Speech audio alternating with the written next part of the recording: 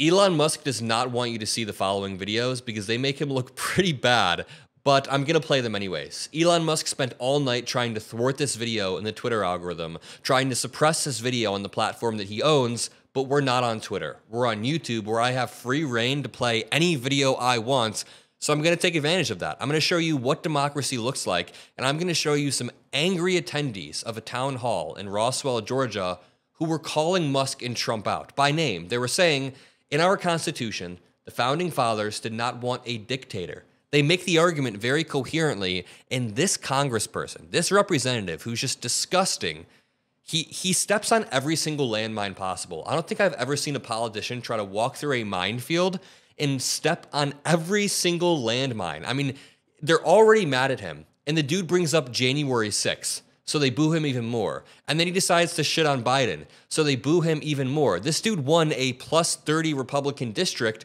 and the Republicans are angry with him. How do you mess up that badly? Well, let me show you. All that I ask is that you drop a like and subscribe to help boost this in the YouTube algorithm. And just to introduce you to Representative Rich McCormick, who's the representative in this video, he's the one who said last month, I believe, that students shouldn't rely on free school meals, but instead should have to work for their school meals. When Trump did that federal grant funding, they were saying, hey, certain programs like the Head Start program will get slashed, and this dude defended it. He is a terrible person, and that's why he got called out in front of his entire community, in front of his entire district. And before I play this video, know that Elon Musk is trying to suppress this. So this post from 13 hours ago says, is this just my view, or is something amiss about the tweets from Bluestein tonight from a town hall with Representative Rich McCormick? Some of Greg's tweets about Doge have gone missing on my view. Maybe you can see them. And then the people in the comments also said, I can't see these posts. So Jamie Dupree, Capitol Hill reporter, updates and says, these tweets from Bluestein that have seemingly been suppressed by X were simply a reporter sending out a video from a town hall held by a GOP member of Congress in Georgia, and Elon Musk is suppressing it. Elon Musk has been abusing his power ever since he took over Twitter, but over the past month, it has been especially clear. Every single time some sort of drama pops up or some controversy surrounding Elon Musk and his new secret child, tweets go missing. Tweets disappear, and they're always critical of Elon Musk. He's trying to squash dissent, and you know, I'll stop yapping. Let's watch this clip of this congressman getting shredded by his own constituents. Tyranny is rising in the White House, and a man has declared himself our king. So I would like to know, rather, the people would like to know what you, congressmen, and your fellow congressmen are going to do to rein in the megalomaniac in the White House.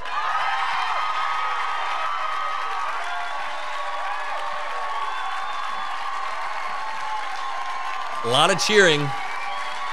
A standing ovation. Oh, this is what democracy looks like. Again, I don't want to be cliche, but this is actually what democracy looks like. People, like-minded people in a community coming together to hold their representative accountable. We can't hold, how do we hold Elon Musk accountable? We can't hold Elon Musk accountable. The next best thing are the representatives defending Elon Musk.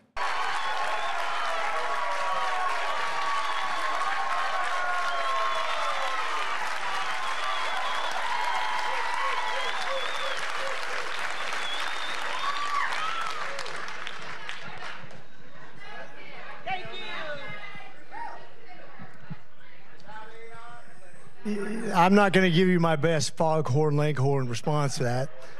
But what I was, you can go ahead and sit down. Thank you. When you talk about tyranny, when you talk about presidential power, I remember having the same discussion with Republicans when Biden was elected.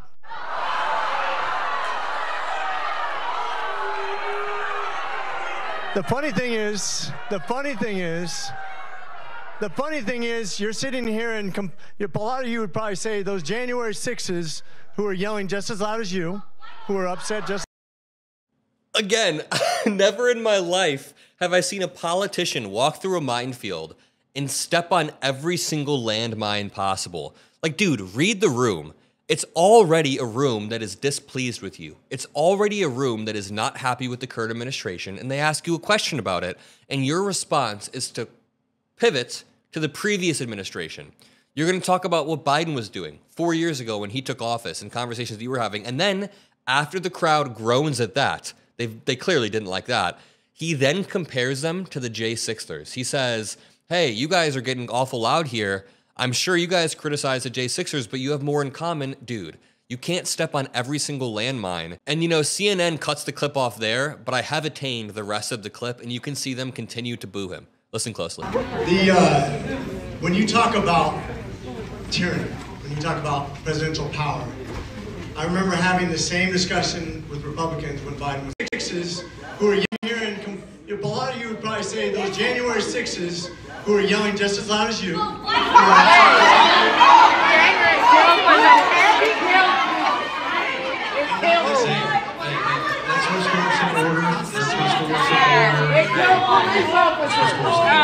yelling at me is not going to get any answer. You are offensive to the people. You are offensive. Hey, let's get through this. Man, let me tell you, those culture war January 6th talking points don't work too well outside of Twitter or outside of Facebook. I mean, what he just said about J6ers probably would have gotten a lot of likes on Twitter. People like, yeah, brother, yeah, tell them that they're like the J6ers. But when you're in person, when you're talking to your constituents who you're supposed to have respect for, you can't just pull out random culture war talking points and expect them to be happy. Dude, you're affecting these people's daily lives. I mean, this woman that just was raising her voice from the back, let me scroll back a little bit. This woman that was raising her voice from the back, she is one of your constituents. She is not somebody that you can just throw culture war talking points about. This lady doesn't give a shit about the January 6ers. She cares about, I'm sure, grocery prices, I'm sure her day-to-day life, and Doge. How is Doge affecting her day-to-day life and making it harder for her to maneuver around on a day-to-day basis? Watch this clip from CNN. This is Republican Rich McCormick of Georgia. He won his district by more than 30 points. So theoretically, this is a pretty Republican-leaning place. Listen to this. Why is a supposedly conservative party taking such a radical and extremist and sloppy approach to this? They have about, what, 13,000 employees? 13,000 employees at the CDC. In the last couple of years, those probationary people, which is about 10% of their employee base, which is about 1,300 people, which you're referring to, a lot of the work they do is duplicitous with AI. Once again, one of the problems we have, I happen to be a doctor, I know a few things, okay? Just give me a break.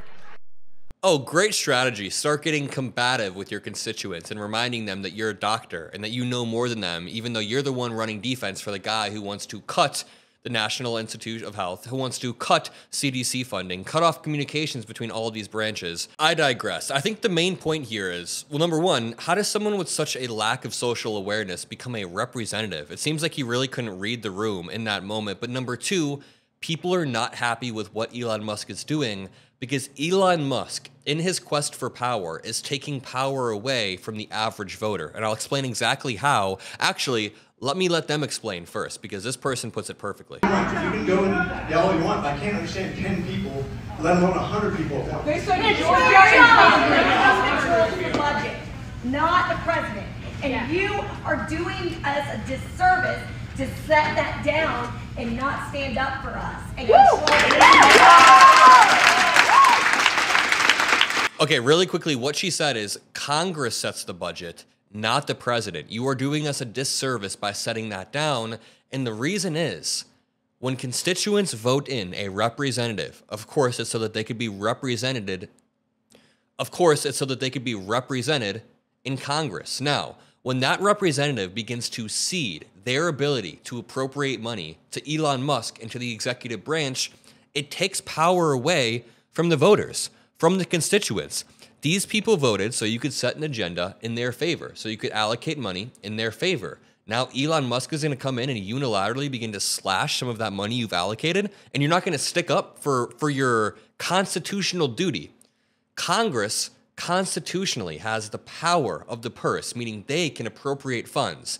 They can delegate funds. The executive branch cannot. So when Elon Musk, again, comes in there and begins to strip power away from Congress, you are therefore stripping power away from the constituents, the people who voted in these representatives. That's why people are angry. That's why people are cheering. Let me continue.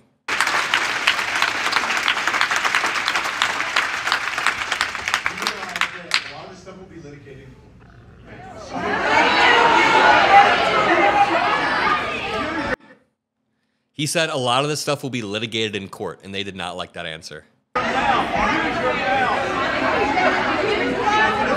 Be litigated in court. You don't think I'm gonna stand up for you? And someone said, you can do it now. I heard someone scream in the back, you can do it now, meaning he's the one that is able to stop Elon Musk, but he doesn't have the balls. He doesn't have the balls to.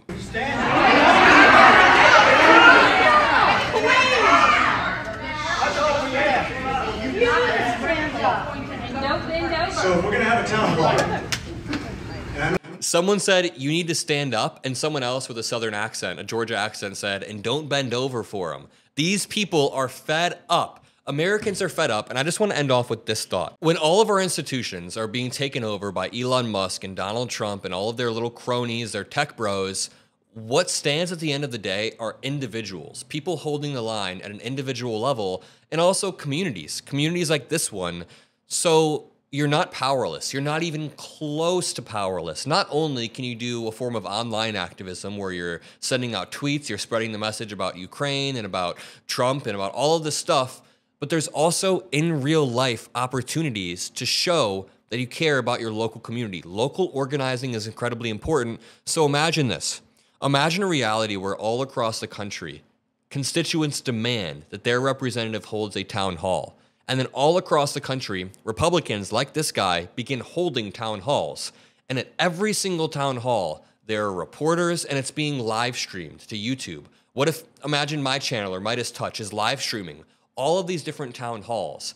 And at every town hall, there is a chance for the community to stand up. And I'm not even talking about chanting. I mean, you can chant stuff during protests, but during these moments, do what these citizens were doing and voice your particular unique opinion. Like, hey, you're supposed to be representing us in Congress. How come you're ceding all of this power to someone like Elon Musk? Hey, what about this? What about that? You can go and voice your individual concerns, and then when he gives a terrible response, you can, of course, boo your congressman or congresswoman.